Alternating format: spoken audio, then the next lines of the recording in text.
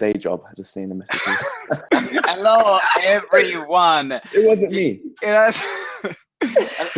Okay, just 1 second. We got to record. Okay. Hello, everyone. Here is Simone Vincenzi with the Purpose Strategist with Explode Your Coaching Business Show.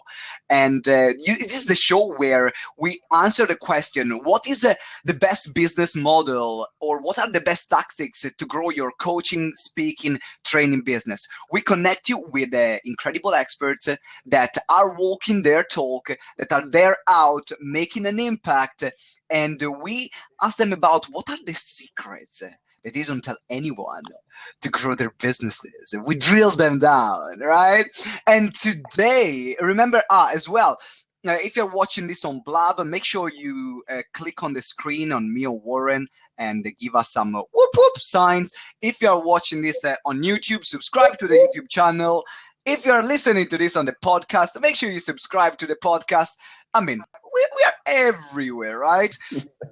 Let me now, you can see a laugh in the background. This is Warren. Let me introduce Warren. Warren Ryan is an international speaker and mindset coach. Has done more than 100 events in UK, has spoken in US, and recently in Bulgaria. He works with people who demand more from their lives, giving them tools and strategies on how to live their life on their terms. And also he's the CEO and founder of the highly successful Fearless Speaking Academy. Welcome, Warren. How's it going, Simone? I'm buzzing right now, and is in particular having you here. I know that's going to be a very high energy blab and very high energy interview because I know how you are.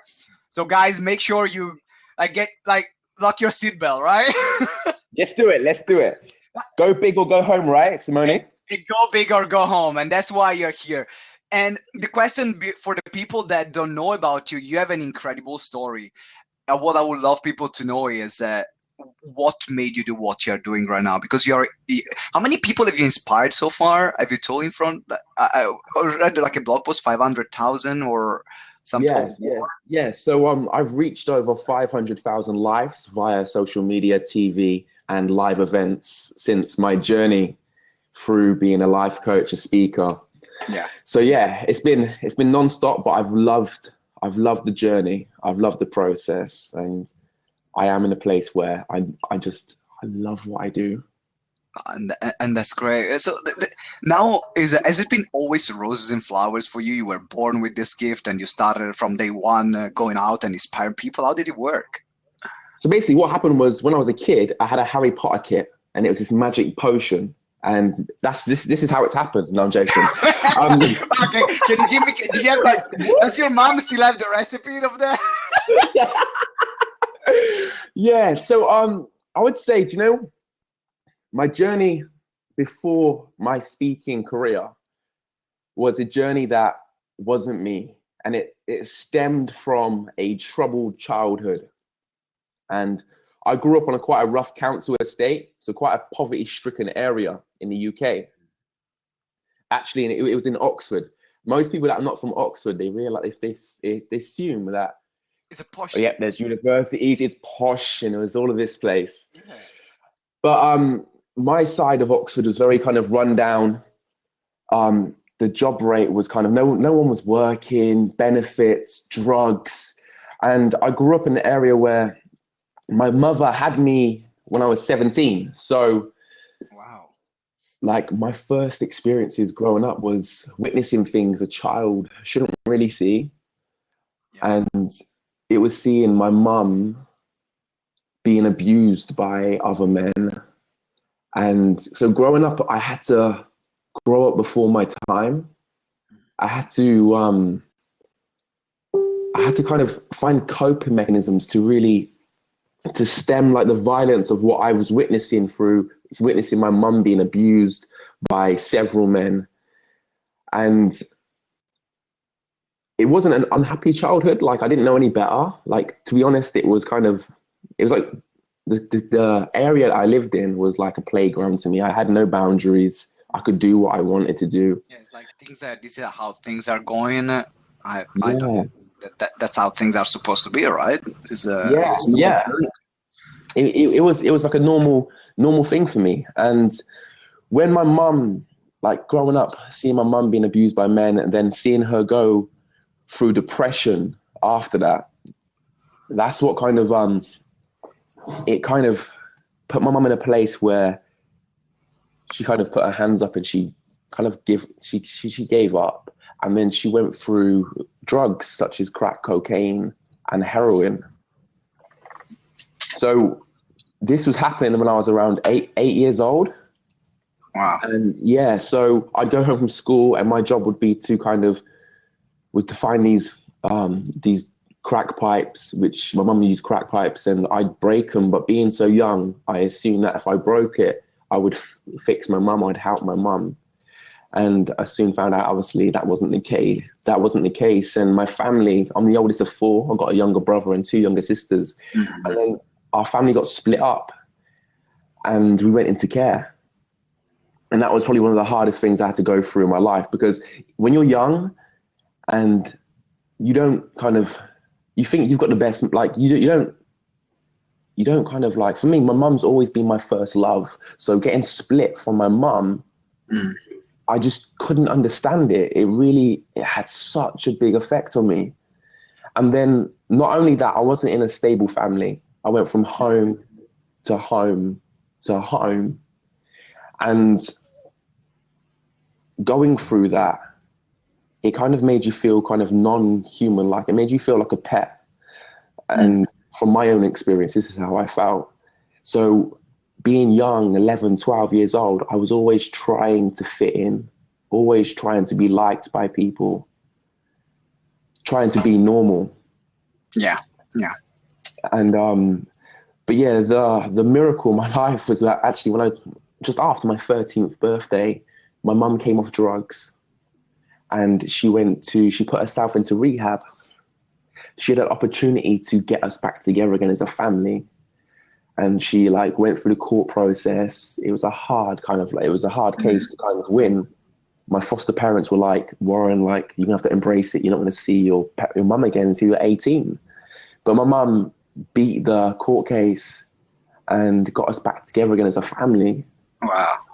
And I was like, wow, okay, this is what I've prayed for my whole time in care. I was just praying every single day that my family was to be reunited, and it happened.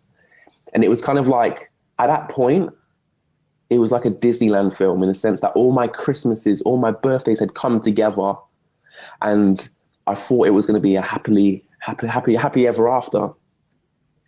But what I found was that when we moved back, we moved away from Oxford, so where all of the bullying, all of the trauma, where everything happened, we moved to Bristol to start a new life. And I didn't tell anyone my paint a new picture. So I did. Became very popular at school. I become very popular for the person I was trying to be, trying to fit in, trying to impress all the time.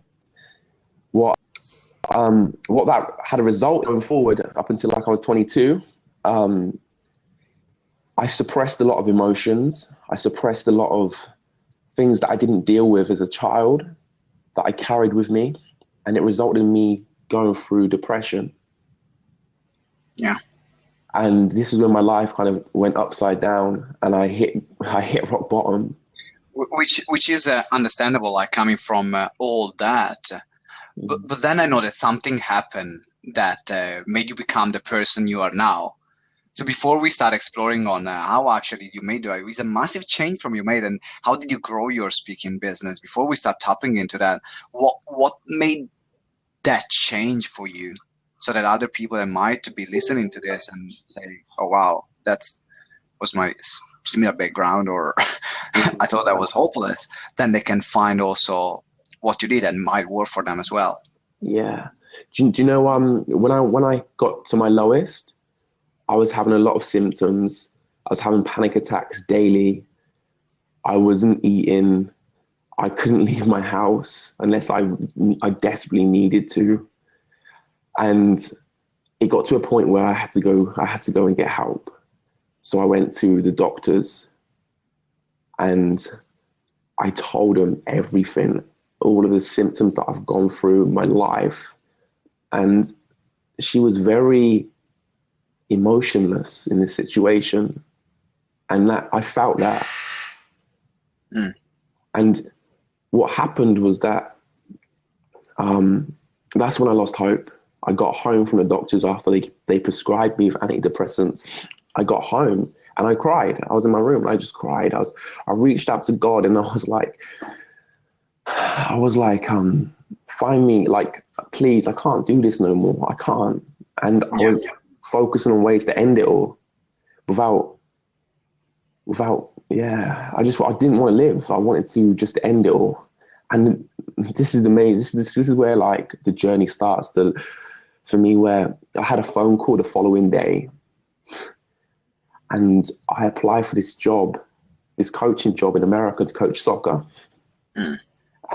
And I didn't get the job, and it was a year beforehand. And they phoned me up and they said, Warren, how's it going? And I was like, hey, who's this? And they were like, this is UK Soccer from America. Someone's dropped out at the last minute to coach soccer in America. Do you want to take this opportunity? And instantly right then, for me, I knew that this was supposed to happen. It was something, there was a sign. I said, yeah. When do I go? Expecting them to say, okay, 3 months, 4 months down the line. They went, if you want the opportunity, you have to leave by Friday. So I went to the US Embassy in London. I got my visa. I left everything. My friends, family, I left everything. And I flew away to America. And for me, it was like a kind of it felt like I was flying away from everything that had happened. And it was children. I was coaching children in America. Yeah. And this was the first spark. This is where it hit me. This is the first lesson that I learned was through children. And the children's energy around me, being happy, it was contagious. And it lifted my spirit, like it lifted me up. And then I was learning that that's it. Like there's a secret in being a child, being young, is that they don't carry things with them. Like I was seeing them, like you could see, I had a little girl called Jessica and she was like, hey Warren, you're from the UK. Oh my God, I'm so happy. And then she played football, and then someone would say something to her and she'd start crying and she'd be like, oh, no one likes me. And I'm like, I give her a bit of a pep talk and then she's happy again. And 5 minutes later, like, they're best mates again. And I was realizing that, I was thinking, whoa. Like before she was crying and now, and I take ages to, and I'm still stuck in that.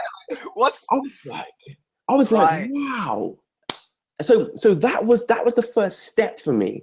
And it got me in a place where I decided then that I wanted to find the root cause of why I was depressed. What is depression? So I started to study it. And how all of this fate works is that when I flew to America, I landed in the same city. I was in Chicago of a very popular inspirational speaker called Eric Thomas.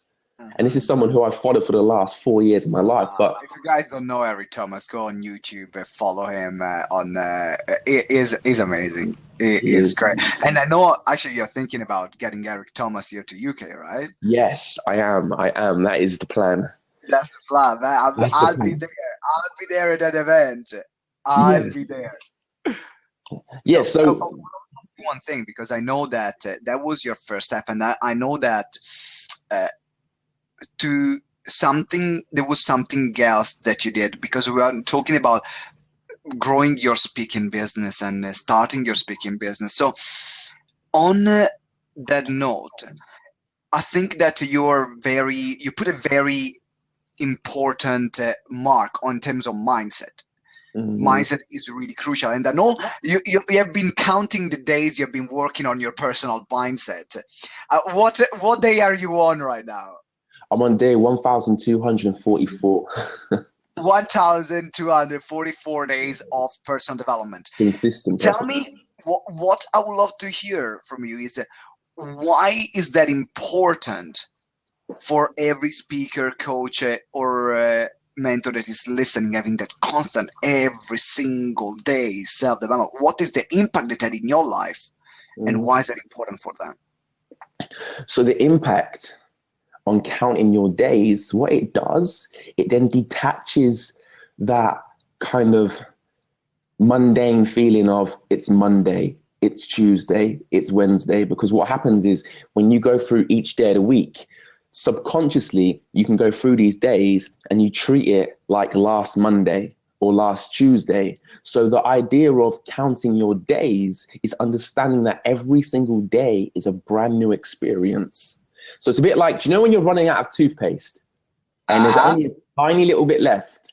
And what do you normally do? You normally kind of fold it up or cut it to get every bit out of that toothpaste, especially when you haven't got much money. Yeah. Yeah. I've been there. Yes, I've been there too. I'm like,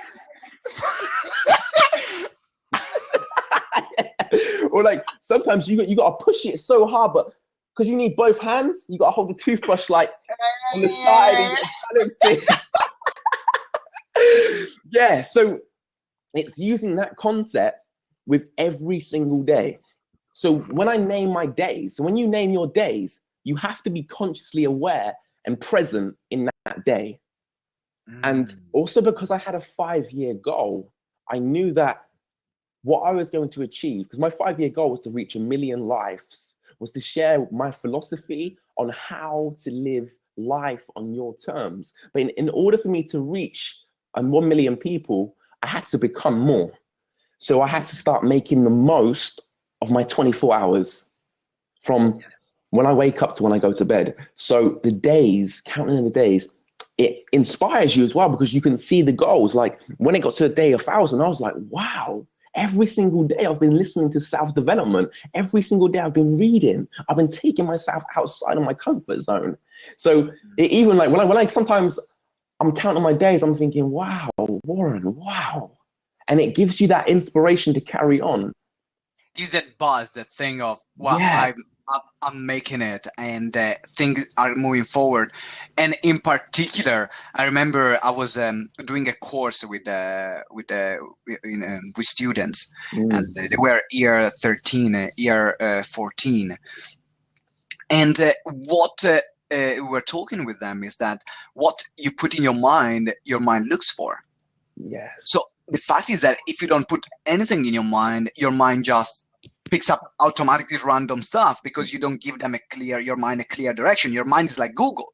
You give it a clear direction, it helps you. You don't give it a clear direction, it's like, okay, I'm going there, I'm going there, I'm going down there, right? And so the power of, for you every single day, working on your personal development, it means that giving that direction, the conscious direction in your mind.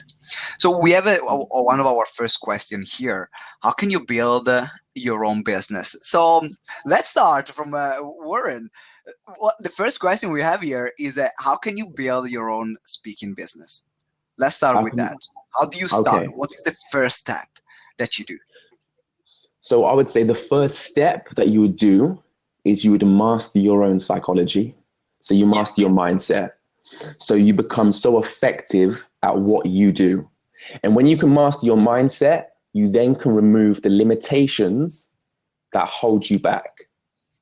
And these limitations have been conditioned inside of you from a child, because we can't all be entrepreneurs. So we have to recondition our mindset. We have to learn how to become the pilot of our plane. And when you understand that, then you're in a place where you don't have to see it to achieve it. Once you understand the mindset, you realize the power of the law of attraction, the power of visualization. So you have all of these tools in your toolbox. Right.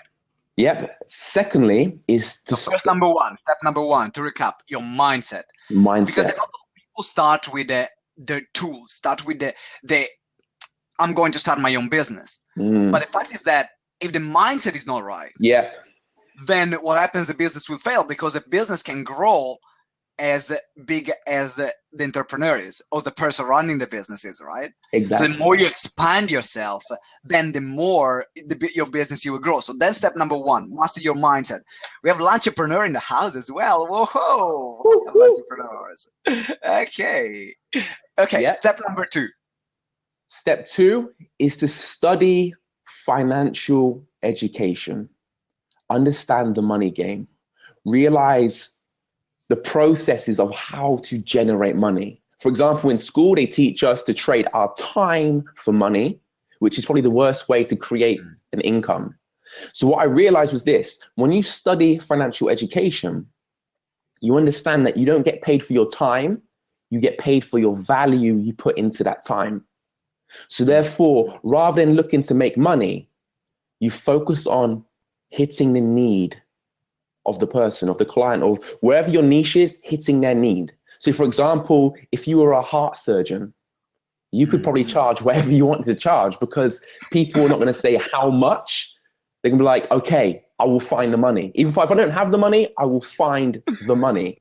So what I realized was that studying financial education, understanding what an asset is and what a liability is, it makes you realize how you can make income from doing something that you love. For example, if you want to start a speaking career business, you must love people. If you love people, then it will give you the motivation, it will give you the inspiration to go and study the financial education aspect of it. And then you start, it's like if there was treasure 30 meters underneath the soil. In school, they give us, just say they give us a spoon, okay? And they say, you must work so hard, and when you're 50 or 60, you get to access this treasure, which is 30 meters underneath. When you study financial education, you understand, actually, if you learn how to use the digger, but you have to study the digger, you have to understand how to work that digger. But once you do, you can get the treasure whenever you want to get the treasure. It's like 3 scoops and you've got the treasure. And that's the vital part with any business, is understanding the financial education of how to generate income by your skill set rather than your time. Brilliant. So let me recap this for you, because that's incredibly important. Financial education and how to make money and generate income by your skill set, not by your time. Because and this is something that we are going to tap on later on during this conversation about productization as well. Because if you're still like, it's great working one-to-one with people, but also that's still trading your time for money. If you're working one-to-one, and it's incredibly fulfilling, and I'm not saying to take it away, but that's still trading your time for money. So having that financial education to understand how can you leverage your skill set, and then have your skill set to generate constant income for you. So first of all, we said your mindset. Then we said financial education. Then what would you say? How do you go on step number 3 for creating your speaking business? So step number 3 is to master your craft, to become so effective at what you do. I mean, this is the stuff you do behind closed doors, the consistency, the integrity. For example, not deciding that you want to be a speaker or to have a speaking business, but to be you in your own right. In order for you to do that, it's about reading what your mentors are telling you to read, but going past that and reading what they're reading. But just having this hunger, which you will develop from your why, but having this hunger for knowledge so that you can become so effective at what you do. And when you convince yourself, convincing others then becomes easy. This is when it grows. When you literally, it becomes like walking. You've studied it so much that you can do it without thinking. So number 3 is your craft. So the question I would love to ask you is, how do you master your craft? Do you do something daily to master your craft? Because that can become, some people can ask, where do I start? How do I become the best? So what are your routines? What are the things that you do that make you the incredible speaker that you are? So find 3 or 4 speakers who you would admire. For example, mine was Tony Robbins, Les Brown, Eric Thomas, Bob Proctor, just say 5 speakers, Jim Rohn, okay, yeah. So I wasn't just listening to what they were saying. I was observing their body language. I was studying how they are when they're off stage. And when you start to study these people, and that's what I was doing, I was walking, talking, and acting as if I was them almost. And what that does then is that the mind then creates characteristics for you to have this presence. But like, you know, you're not trying to clone. Like, I don't want to be Tony Robbins. I don't want to be Les Brown. But it's like making your own cake. So what you want to do is you want to study these speakers, people who you listen to, but don't just listen to their content, but study how they deliver their content, how they walk, how they talk, how they greet people. And then what you do is you get a little bit of ingredients from each speaker, what you like, and what you don't like, you put back. But you build up your own philosophy, your own signature. So when you're speaking, people don't say, oh yeah, you're just the same as this person, or you're just the same as that person. You're being and this is the key, because I remember when I started speaking, I was going around and saying, I'm going to be the next Tony Robbins. And that was my dream. I was like, I want to be the next Tony Robbins. Yeah. Then you realize, actually, I want to be the first Simone Vincenzi. And when I made that shift, as you were saying, I wasn't looking up those people because I wanted to be like them, but I wanted to be the best version of myself using their tools and techniques. Learn the tools and techniques for them, right? Is that what you're saying? Yes. So what else do you do in order to master your craft? To master your craft is right. So it's daily visualization. So for example, I'm in my bedroom, I'm looking in the mirror and I'm talking in front of the mirror. I'm observing my body language. I record me behind closed doors. I do my dancing. But what I'm doing though is that I'm making it become like walking, because I'm doing it every single day. Subconsciously, when I'm on stage, I'm in that place where I'm then comfortable in an uncomfortable situation through the repetition of me practicing at home, but also the visualization as well. So like, you can't be half-hearted. You have to be all in or nothing. So for example, like, you've got to dedicate, because the thing is, if you're passionate about adding value to people's lives, it doesn't feel like work. It doesn't feel like, oh, do you know what I've got to do later? I've got to go in the mirror and practice my trick. You love it, right? Because your passion is that you're offering value. So therefore you can do it 7 days of the week. So mastering the craft is also, it's just a repetition. As much as you walk, as much as you talk, as much as you brush your teeth, add your craft into that daily routine. That's brilliant, because as you know, I mentor a lot of speakers as well, and what they say is, the first thing I ask them is, how much do you speak? You want to become a speaker? What's the time that you spend in front of a mirror, with yourself in front of a camera? Speak. Want to become a speaker? What do you gotta do? You gotta speak. It's no rocket science. It's not, like, exactly. A speaker. What do you do? Speak, right? But exactly. Like, oh, but do I have to spend all this time? Well, yeah. If you want to become a mediocre speaker, no, you don't have to. Yeah. You don't just become like a number in the mist. But if you want to become the top, if you want to be the best, and not the best compared to other people, if you want the best version of yourself as a speaker, then it's about putting the work in and making sure that, as you were saying, that becomes a part of you. So then when you are on a stage, in front of 500, 600, 700, 1,000 people, then it feels like a piece of cake. Whew. It becomes who you are. And if we go back to step 1 on mastering your psychology, once you understand how the mind works, you know the art of mastering a skill set. So for example, like Les Brown says, it's better to get started and be awful than to not get started at all. Because you know the process of success, you know that every time you do it, you're technically failing your way to success. Yes, I love that. And we have a question from l'entrepreneur, Katya, the founder. She's the one and the only, the founder of Perry 10K Community, the most inspiring community on Perry. Hey, Katya. Entrepreneur, everyone follow Entrepreneur, guys. And Katya asked you, what is the biggest speaking gig you landed and how did you get it? Say that again. What is your biggest speaking gig that you got, and how did you get it? So my biggest speaking gig, I would say, was Bulgaria this year. Mhm. And how did I get it? I got it through just, I went to an event actually, which I wasn't speaking at. And it was a friend of mine called Anna, and she was speaking at this sales event. But what I have a habit She's of doing. L'entrepreneur is Bulgarian. Is she Bulgarian? Yeah, she's Bulgarian. I forgot. Dresti. See, my Bulgarian's good now, right? Oh, but yeah, so I was at this event, and I make a habit of celebrating everyone. So if I see you out and about, I'm gonna say hi. I'm gonna get to know who you are.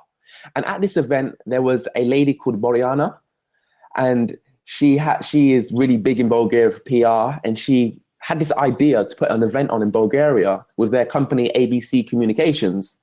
So then they contacted me about 3 weeks later and was like, Warren, I loved your energy. I loved what you're about. I've seen a few of your videos. We want to book you to speak at this kind of highly successful business event, which had musicians, which had like top CEOs from around Eastern Europe, like Russia and places like that. And it was, yeah, that experience was, wow. I felt like, I was like, Tony Robbins gets to do this every single day. Boy, I had like a little pinch of it. I was like, oh, I need some more of this. So yeah, my biggest speaking gig so far has been in Bulgaria. And the question on how did you get it? How do I get it? That's really interesting on what you said. I make a habit of celebrating people. And that's the importance of connecting with every single person, no matter who they are. Because then in networking, there are a lot of people that go out there and they just want to connect with the top guys. It's like, oh no, you're just starting. I don't want to talk to you. Yeah. But then you don't know who is the person who's in front of you. Exactly. Tony Robbins, Les Brown, one day was one of these people. What if you establish a relationship at that time with them? Oh, right. Yes, boy, like, and that's it. And I think to add to that, it takes one match to light a forest. Wow. And that's powerful. One match. So for example, if you go in with this, if you serve enough people, you will get to where you need to be in life. So if I'm in Pret, Costa, wherever I am, I'm going to acknowledge that person. I'm going to celebrate that person. I'm going to add value in any way, shape or form, whether it be knowledge or just my sense of humor, but I'm going to make them better than before I meet them. So I want to really kind of, and this was something that I had to get in the habit of. I had a little black book, which was my conscience book. And I would do a little tally chart of how many people I could make smile a day. So my target when I first started was 5 people a day. So that would be opening doors for not 1, but 5 people, introducing myself to Mandy at Tesco's. But it was 5 people. But then what happened then? It then became a mentality. Wow. And we have a candidate saying if they understood. He's asking if they understood English when you were in Bulgaria. If they. Yeah, do you know I had one of the best translators over there. So she was, and I said to her as well, like when I'm speaking, I'm very I use my body, my physiology, my tone. So I was saying to the translator, like, you need to mirror this. You need to you can't just speak, you can't just not sign it. You can't just speak it in Bulgarian and stand still. You gotta be there as well. But the amazing thing was that she was there. I was singing at this event and she started singing. I love it. She was amazing. She was literally, yeah, she was amazing. The Bulgarian people, at first, they were like, this guy is crazy. They were like this. What's this guy got to tell me? Who is this guy? But then once I broke them out of their state and I got them onto my level, everyone was jumping, high-fiving. It was amazing. And after the event, everyone was just, it was from, what I love is creating that switch from everyone being so reserved to actually everyone kind of like high-fiving each other and connecting with each other. That's brilliant, because that creates a very powerful energy in the room. So now the question that a lot of our listeners are waiting for is, how do you make money as a speaker? What are the different ways where you can monetize your speaking skills? What is your business model? What do you do in order to not being a hobby? Because there are a lot of speakers that are speaking as a hobby. Yes. They're really great, but they're not making a penny. How do I make this work, and how do you make this work? So with the with the 4 steps that we talked about, what you have to do in order to get paid, you have to first convince yourself. You have to understand that the knowledge that you've gained through the books that you've read, the audios that you've listened to, how much time you've invested in you. Once you can justify that this is then priceless, this has value on it, you can start charging for it. So I know that people are not going to book you if they don't know who you are. So when I first moved to London, I moved to London with £400 to my name, and I had this huge burning desire to be a speaker, and I knew it was going to happen. It must happen. I had no plan B. This was it. But so in order for me to get to be seen by people, I started to get outside of my comfort zone. I went to schools, colleges, universities. I wasn't emailing them. I showed my face at these schools and universities. I said, you don't have to pay me anything. Just hear me talk. I promise you, when I'm speaking, I'm going to transform so many lives. And then I went from students to then to corporate. I went to speak to traders, said the same thing. Don't pay me a penny, hear me talk. But what I did from every talk, I was building all of these testimonials. So I had a stack of testimonials saying how great I was. And what this done then, it showed kind of the worth that I was kind of giving out to people. But the more talks that I started to do, the more networking that I started to do, I decided that I needed to make the most of my social media. So my Facebook, if you are on my Facebook, I scroll my feed, Warren. So it was like, the idea behind it though was like, I didn't want to spam people. I wanted to add value to people. I wanted to inspire people to represent an idea that you can actually live the life that you want to live. So I realized that you have to be seen. So you have to be consistent as well. When you're consistent, the process is this, especially on social media. Oh my God, Warren is annoying. He just keeps on posting. Oh my God, I'm going to delete this guy. And then after that, oh, I hate this guy. I actually hate him. I really do hate him. But then the last one is then the last process of it goes, I admire this guy. This guy is consistent. He's backing up what he is saying. And then so with that aspect of it is that when you start serving people, when you start just giving, like for example, when you're a speaker, it's not about you at all. It's about them. You are you are a tool, and you're just passing on. You're a messenger. So when you can justify it in your head that I have all of this valuable knowledge, which can change people's lives, you then convince yourself that this is it. So therefore, you know that you can only give what you've got. So in order for me to be a full-time speaker, in order for you to become a full-time speaker, you have to make it your full-time career. That's brilliant. And it's like just the idea, having the idea of being financially free as a speaker, that enables you to reach millions of people. So it's incredibly powerful, as you're saying. I just want to really break down what you were talking about. Yeah. Because it's something that if those of you, if you guys that you're listening to this one, you get this right, that's the first step on how you start. First of all, go there, speak everywhere you can for free. Everywhere you go out, can I speak? Can I speak? Can I speak? Can I speak? Can I speak? Can I speak? Can I speak? And then the last important thing, if you speak, but you don't record yourself and you don't have testimonials, it's like you haven't done nothing. Why you speak? So in that moment, make sure you bring a camera with you, record yourself so you can put your clips on YouTube. And then when someone says, when you tell someone, say, I'm a speaker, and then I say, can you send me a video? Oh, I don't have a video. That's like, okay, how do I find out how good you are as a speaker and I can book you? Right, so make sure you get recorded and then stuck on testimonial. And the better you become, the better testimonials will be. And secondly, as you said, leverage your social media. and be consistent. And that's the key. That's the key word I really want to point out. What I would love to ask you is, why is consistency important? Because a lot of people, they say, oh, I've been speaking now for 2 months, for 3 months.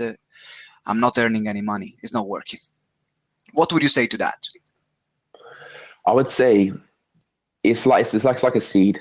You have the seed of this dream that you want to start a speaking business. You plant the seed. So you visualize you planting this seed. There's soil over the top of it. You're watering that seed. So therefore, it's like you walk in faith and not sight. So you know that if you keep watering it, you know that it must come out. The output, it must leave. It must. And when you're in that must place, when you're you've convinced yourself, you don't have to start seeing it. You don't have to start seeing the money coming in. What you see is that when it does leave the ground and people can see it, this is when it shoots up.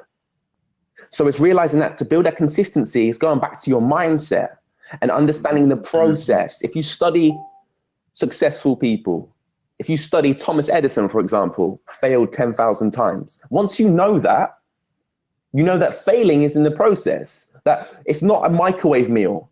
You're not going to put it on for 2 minutes and it's going to pop out and you eat it. Yeah, we have an entrepreneur that just wrote, it does not happen overnight. Yes. Marketing guys try to sell you a get quick rich dream. Exactly. Right? Get rich quick dream. Exactly. No, this doesn't happen this way. You got to be consistent. It doesn't happen after 1 year. It happens the second year. It doesn't happen after 2 years. It happened the third year. It doesn't happen after 3 years. It happened the fourth year. It doesn't happen after the fifth year. Well, get a coach because you're doing something wrong. But it's like after a while, let's say maybe after 3 years it's not working, 4 or 5 years it's not working. Yeah. Maybe you're doing something wrong. But it's not about doing the same wrong thing over and over again. It's about doing the first thing, failing, learning, improving. Yeah. And then doing. Because it's not just a process of failing. Failing are there for improvement. So I said, I failed so many times. I'm so successful. No, it's not.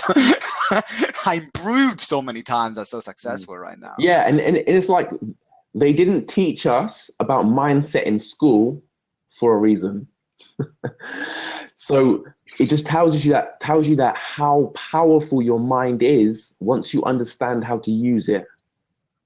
Like, once you understand that mindset, once you understand your mind, you then have the wheel. So therefore, it's not like, I would like this. No, I need this. This must happen. But if the motive behind it, so for example, you want to start a speaking career because you want to reach 1 million lives or you want to add value to other people, once you make that a must or a need, it happens and you don't give up. Because with needs, if you don't get it, it has a big negative consequence. But when you say, I would like to, and you have plan B, C, D, E, and F, G, and E, F, G. But what happens then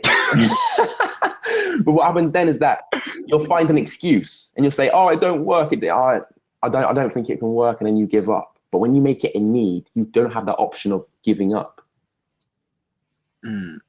It's like, I must do this. I got to do this. I need to do this. It's like, there is no other plan B. That's what I love. And I'm going up until I get it. And now, okay, let's say I've been a speaker now for a couple of years or for 1.5 years or 2 years. I worked on my skills. I did a lot of free speaking gigs. I got my stack of testimonials. Then how do I make money from that? How do I start monetizing it? What are the things that you do? What are the things that you found that worked for you? And actually the thing that you would suggest other speakers to avoid, because I know you are training speakers with the Fearless Speaker Academy, which is an incredible project. And I'm looking forward to being there on the 31st of January.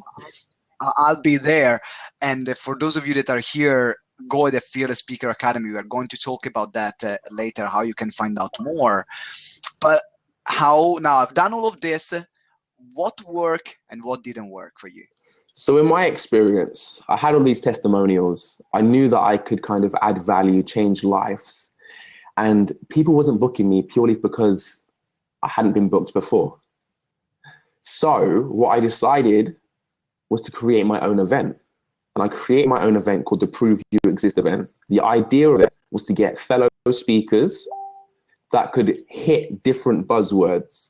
So for example, we had, so different speakers, but also I wanted it to be entertaining because South development in the UK isn't as big as it is in the US. So if I had added an element of entertainment, so music, I believe that music is very influential, but it wasn't just your kind of trash music. It was music that really opened the soul.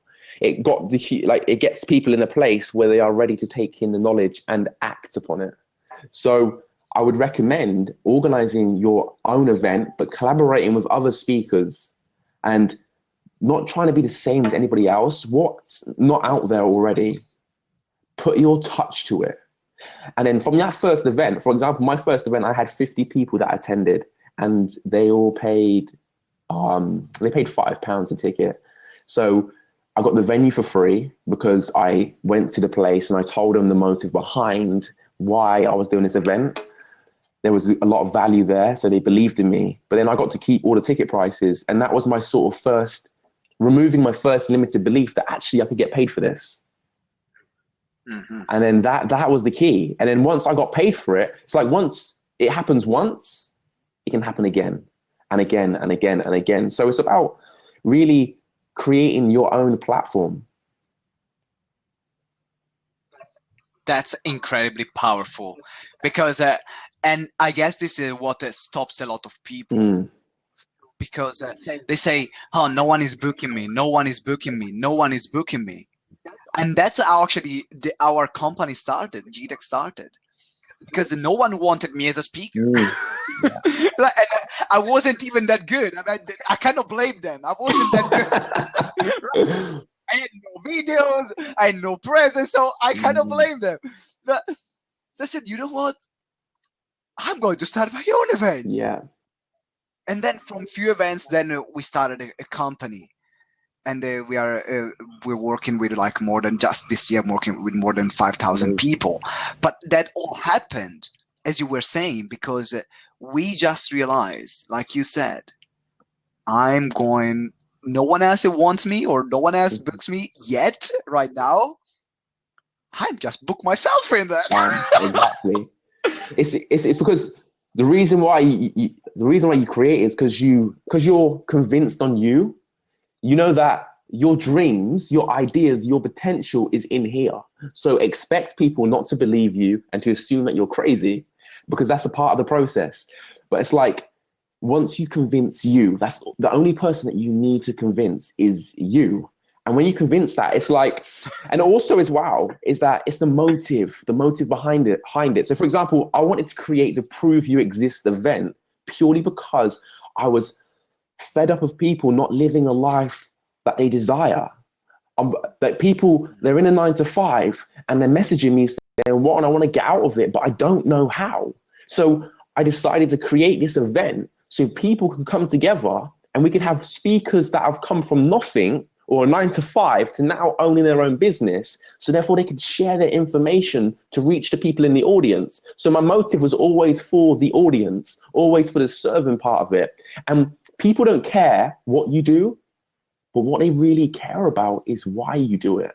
And when people, you can't fake that. When people know that in your heart, you want to serve and you want to give back, they're supporting your cause. And it was like for my first Prove You Exist event, I had 50, and my second, I had 400. So the 50 people that came to my first event, they were like, "Warren, oh my God, we need to have another one of these events. I'm willing to help. I'm a writer, or I do PR." And that's how it worked. From there, I started to collaborate. I created this ship of people who wanted to make a difference in this world. And as he's saying, also entrepreneur here, she's saying that reach out to your network. Yes. Because when you reach out to your network, that's when you realize, first of all, you're realizing that you're humble enough to say, I cannot do this all by myself, because otherwise I would just get mad or give up all my waking hours for like working. Yeah.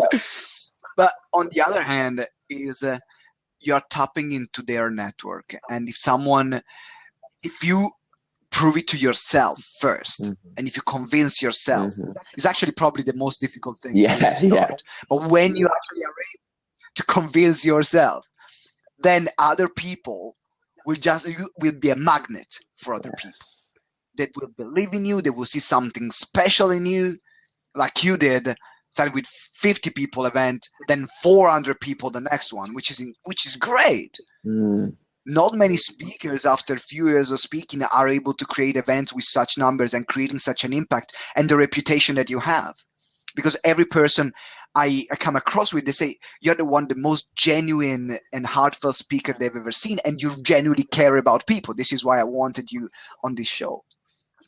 So right now, one way is to create your own event. What other ways can they use? We have about 10 minutes left, and a couple of time for a couple of questions in the Q&A.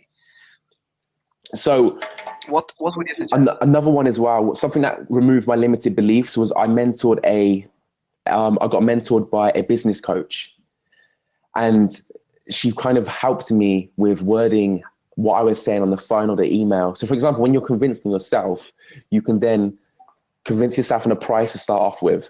So for example, whatever that price is, you keep that price, or whatever your price is, you think the price that you want to be paid for your speaking event or your speaking gig, up that by 300 or 500, for about £300. And then what that does then is that, for example, the person that replies to you will say, do you know what, that's a bit too expensive for me. And therefore they will go down to whatever. But normally 9 times out of 10, they go down to what you was expecting anyway. And also when you go in with that price, they automatically assume, they associate price with value. And they assume that, okay, you must be good at what you do if you're charging these prices. So this is something that I learned from a business coach that I used. And it propelled my speaking career and me getting paid. Like I went from getting paid, from not getting paid to getting paid £50 per a talk. And this was kind of like the £50 bit lasted for about 3 or 4 months. And then I had a talk with the business coach. Her name is actually Amanda Watts, actually. And yeah, Amanda Watts, she's great. Guys, check out on Facebook Amanda Watts or online. She's incredible. Yeah. So from what she said to me was this. It was simple. She was like, Warren, the results that you're giving these individuals, are they more valuable? Like how much is it worth in money terms? That's what she said to me. So you speaking, you changing these, making these transformations, or these testimonials that you're reading, how much is it worth? If you ask them how much is that worth, what would they say? And I was like, they would say it's priceless.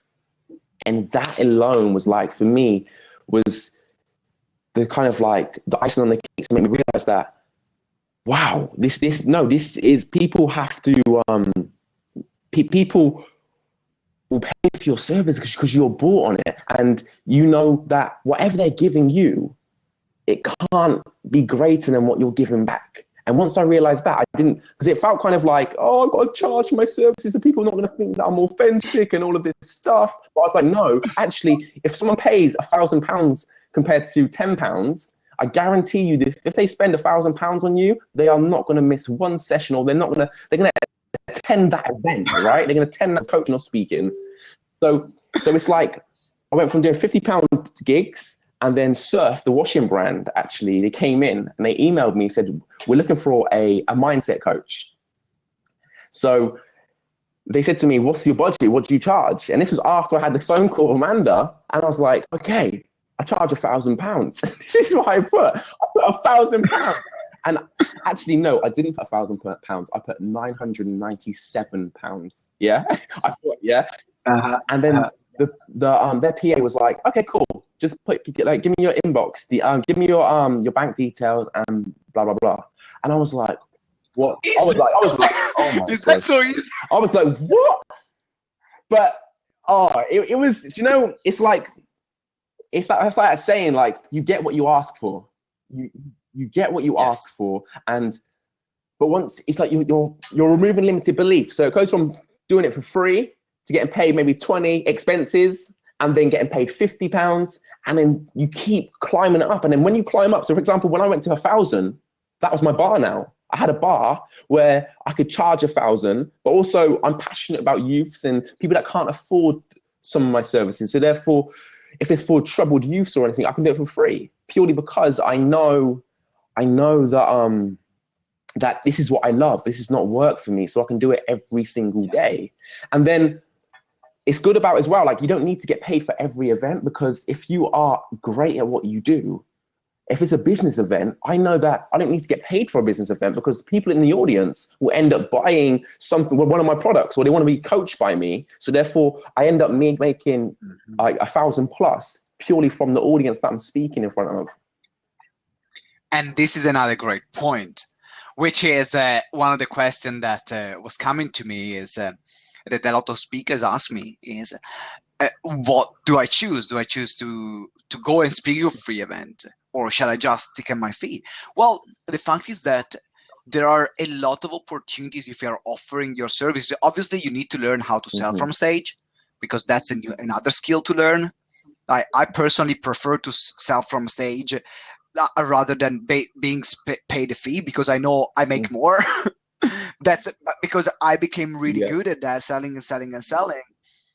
But also is about when you say is about caring, and when you say that when people see that you care, you can even be not the base that you don't even have to be Andy Harrington on stage and being incredible, like using manipulation technique, which I think they're rubbish, because there are a lot of speakers that use them. But you can just be yourself, know how to sell, and if you even know how to sell that well, people will connect with you anyway because of who you are. Yes.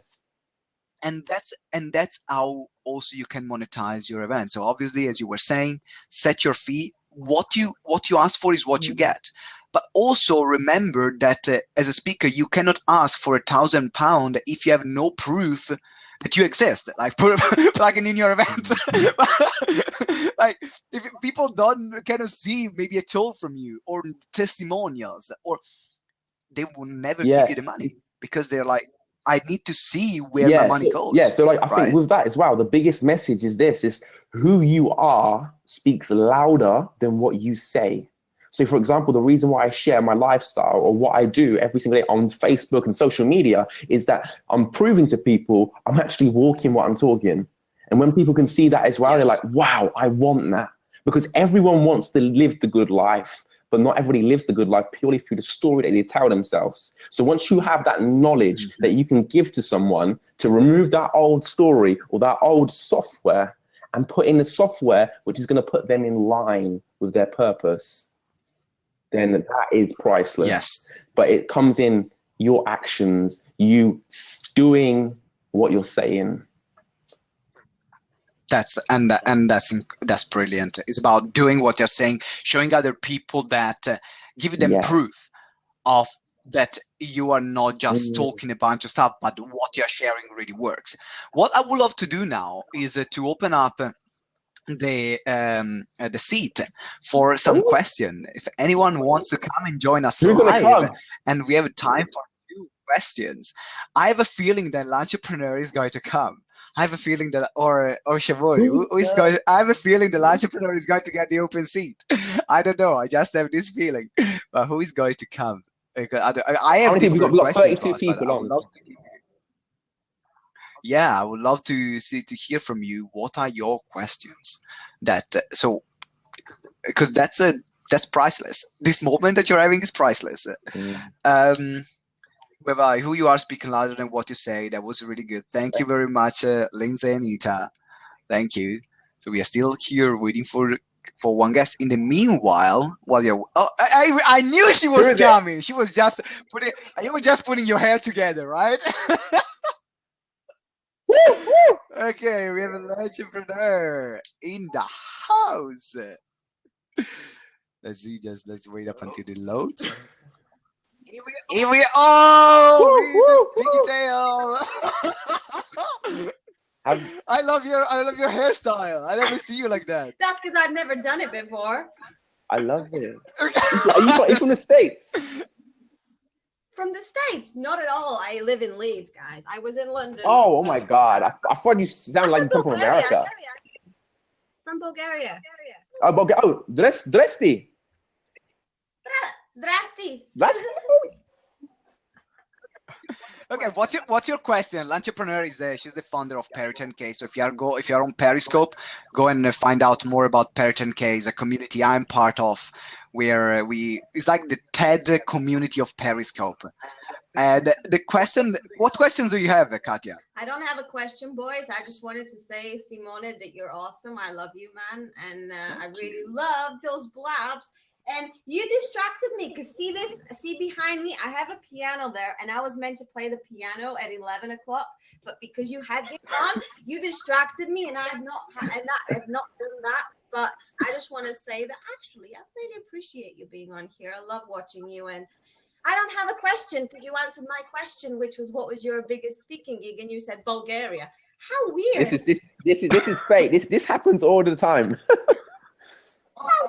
Okay, so if you don't have a question, what I would love to ask you is because you're here, let's make the most out of this after you being here. How can a speaker use a Periscope to grow their speaking business? Just one tip.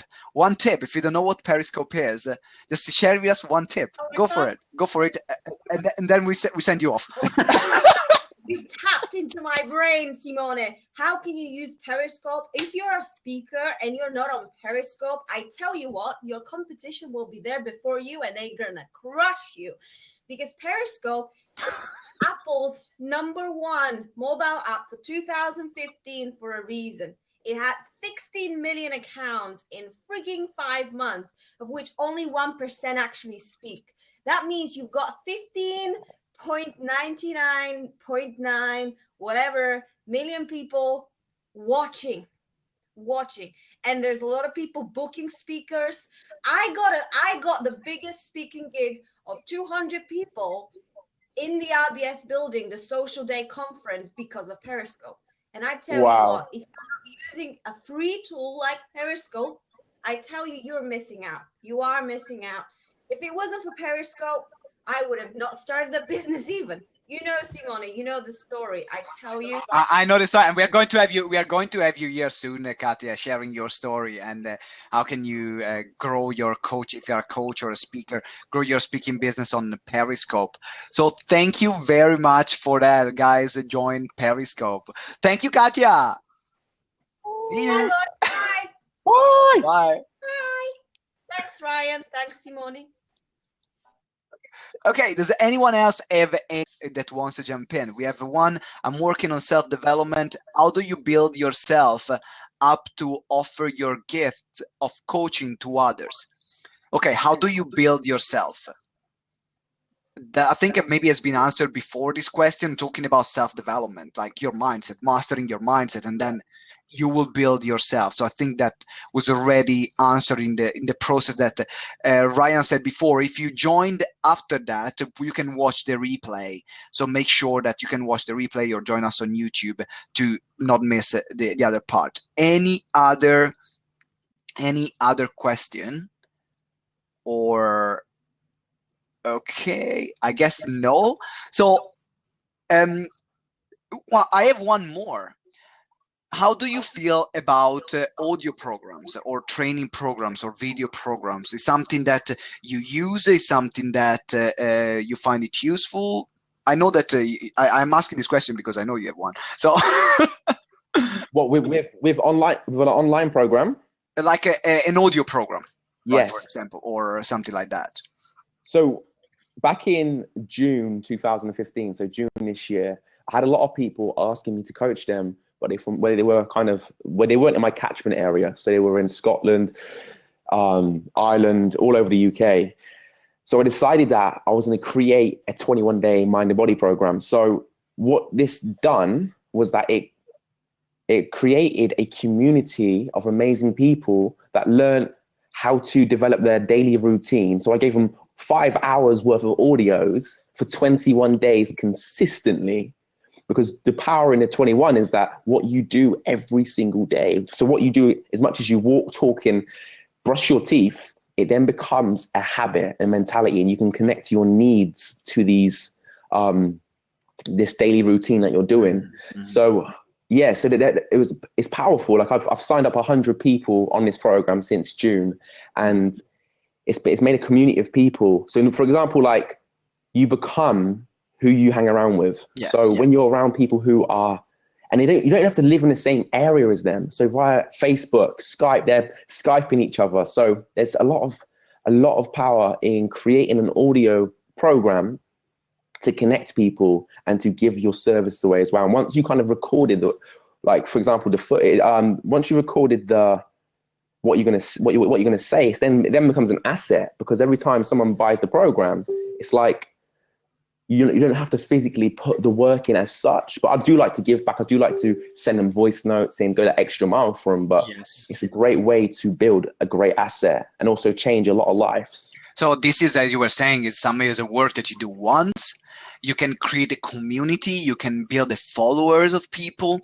You can inspire. You know that you every day you're inspiring someone. Exactly. And also someone that might not be able to afford you will be able to kind of be there in your living room with you and be coached by you through the power of audio. Oh, hello, hi. It's like having a drink with Warren, the Inspire Ryan. I have my date with Warren tonight. Simone says Warren definitely does voice notes and messages on 21 Days program. Love the program, changed my life. So that's a great endorsement on from Simone here. Well, Warren, thank you very much for today. It's been you went full out. You shared everything you could share. Now, guys, you know how to start a speaking business. Like, there is no other question. Follow what Warren said, and you follow the step of the master, you'll become the master, right? Great. Exactly. So now I know that you're. Do you have something coming up? How can people find more about you if they want to be maybe coached by you or become improve their speaking skills? Tell us a bit more. So if you go out in your back garden and you shout, "Foo foo, foo foo," I come in a green coat and I'm like, "Hey, that's my signal." No, I'm joking. If you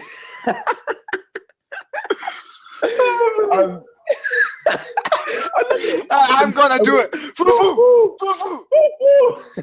I come. I'm like, "Hey, this is it." If you want to connect with me, I would highly suggest adding me on Facebook is a big one. I use Facebook. Out of all of the social media platforms, Facebook is where you're gonna find me. But also, add me on Facebook, which is Warren Inspire Ryan. We've got Twitter, which is connected to my Facebook, so therefore it's the same feed, which is Warren Inspire Ryan as well. And my website is www.warreninspireryan.co.uk. And for me, I'm very, very big on networking. So for example, if you heard anything from this conversation that you thought was valuable, then connect with me. I'm always collaborating with people that are hungry, that are driven, who want to make a change in the world and also live life on their terms. So I believe that it's just network. So that's where you can find me. And Simone, it was a pleasure. Literally from the heart, thank you so much for inviting me, because you've got amazing people on the GTeX community. And it's such a pleasure. Thank you so much. Thank you very much. And so, guys, we are going to put Warren social media's link on the blog post and on the YouTube page, on the podcast as well. So you guys can connect wherever you're listening this from. And also, if you're on the 31st of I'm pitching this for you, man. If you're on the 31st of January, I know is already full, but if you can come along, the Fearless Speaking Academy, you can see Warren in action, coaching live other incredible speakers.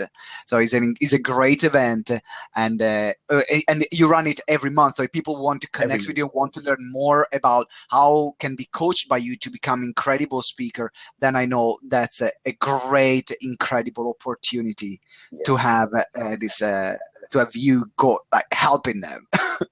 So is it okay to talk a little bit about the Fearless Speaking Academy? Of course, man. Go for it. So for me, being a great speaker is about being you, being authentic to yourself, building your own signature. And I believe that a great speaker is seen, heard, but most importantly, felt. So what I focus on is getting my clients, people that want to be speakers, getting them in a place where the focus is all to serve. And we work through the process of serving. So therefore you then become comfortable in an uncomfortable situation. So we get people who are scared, like, oh my God, Warren, they're phoning me the days before trying to find an excuse of not to do this academy.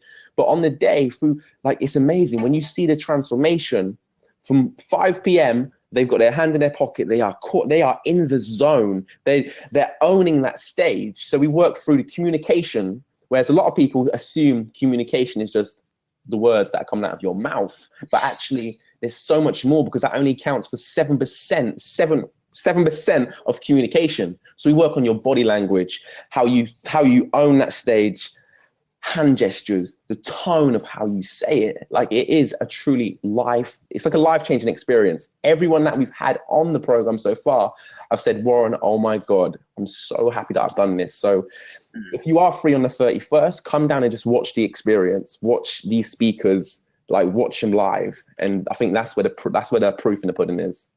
Yeah, and I'll be there as well. So I already booked that in my calendar, because I'm running another seminar on the 30th. So I'm happy I'm free on the 31st to come along to your course, man. Oh, it's gonna be amazing. Thank you very much, Warren, for being here today. Thank you very much for those of you that are here live and listen. Thank you very much if you're watching this on YouTube, if you're listening to this on the podcast, if you are on our website, reading the blogs, wherever you are. Thank you. And make sure you apply what you've learned today. Just to remind you that this is a special show, because generally our show is on Thursday. So on this Thursday, we are going to have another live show on how to use your website to grow your speaking and coaching business. So make sure that you come along to see what are the best practices to have on your online presence, because it's everything nowadays, to make sure that you can kill it and you can make the most on what Warren shared today. Guys, thank you very much. Warren, you're awesome. I'm looking forward to seeing you next week. Ciao. Okay, bye.